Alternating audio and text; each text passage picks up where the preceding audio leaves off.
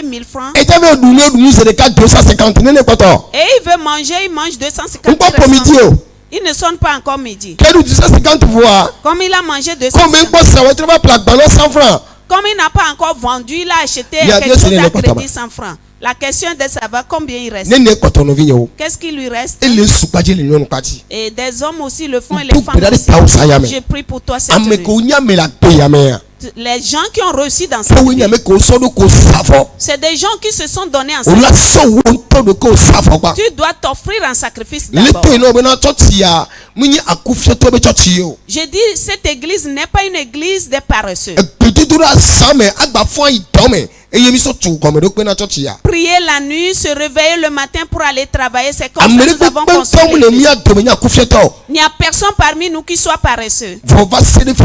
Mais jusqu'alors, il n'y a que des paresseux. Ceux qui haït la prière, ceux qui haït le jeûne. J'ai pitié, ça me fait pitié. Moi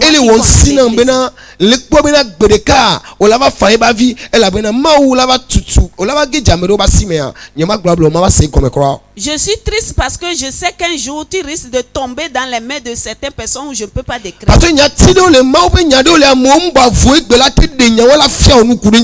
Il y a des messages de Dieu où les gens n'ont plus le temps de fouiller ou de chercher pour t'enseigner concernant. Ce qu'ils peuvent te dire pour t'égayer. Et tu peux manger aujourd'hui et Satan peut te tuer sans les regards.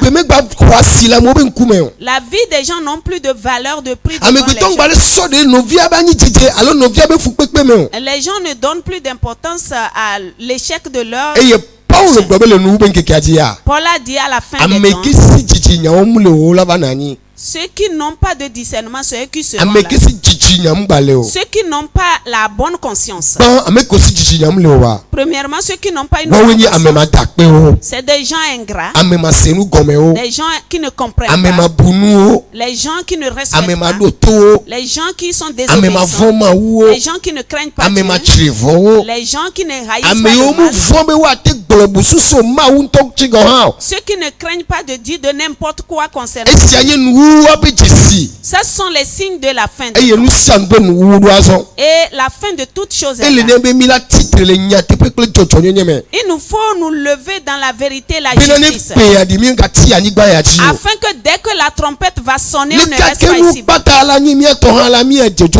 Quelle que soit la manière dont nous avons possédé toutes choses, nous allons partir. Qu'importe la protection que tu partiras. Mais le peu de temps que Dieu nous donne, cela peut nous ouvrir une bonne porte, ça va dépendre de nous. Enfants de Dieu, levez-vous et priez. Lève-toi de ta pauvreté. Lève-toi de ta souffrance. Lève-toi de l'incompréhension. Lève-toi de tes peurs.